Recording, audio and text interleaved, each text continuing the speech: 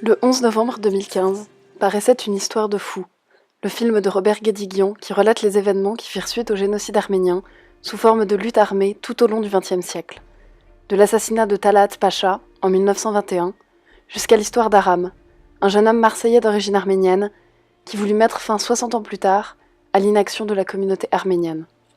De l'opération Némésis au terrorisme des années 1972 jusqu'à 1986, on peut en effet suivre l'évolution en deux phases, des revendications armées pour une reconnaissance du génocide arménien, puis de l'entité politique que l'Arménie représente.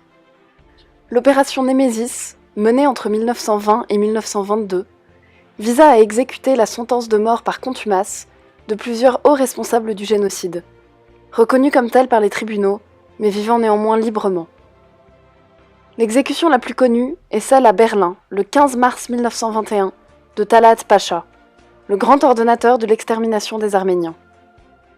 Le tireur est un jeune Arménien de 23 ans, Sogomon Tehlirian, survivant du génocide au cours duquel il perdit toute sa famille.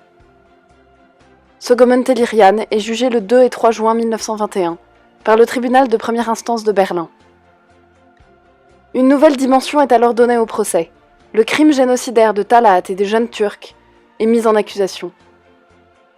Le tribunal acquitte finalement Sogomon Tehlirian, et l'issue retentissante du procès est interprétée comme une condamnation des responsables du génocide. S'ensuit après ces sanglantes représailles, un demi-siècle de revendications discrètes, si ce n'est silencieuses, de la communauté arménienne.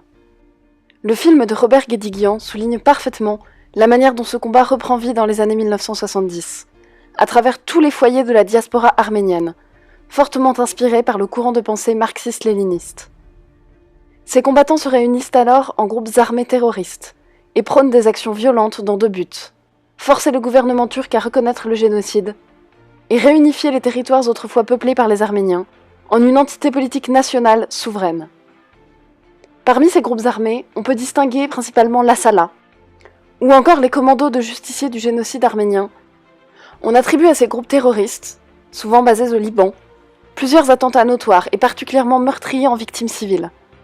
L'Asala est imputé de 84 attentats, les CJGA de 115.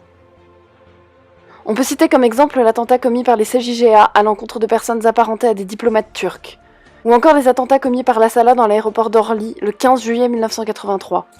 Propageant une idéologie marxiste et prenant un rapprochement avec l'URSS, ces groupes font l'objet de sévères représailles par le gouvernement américain via la CIA.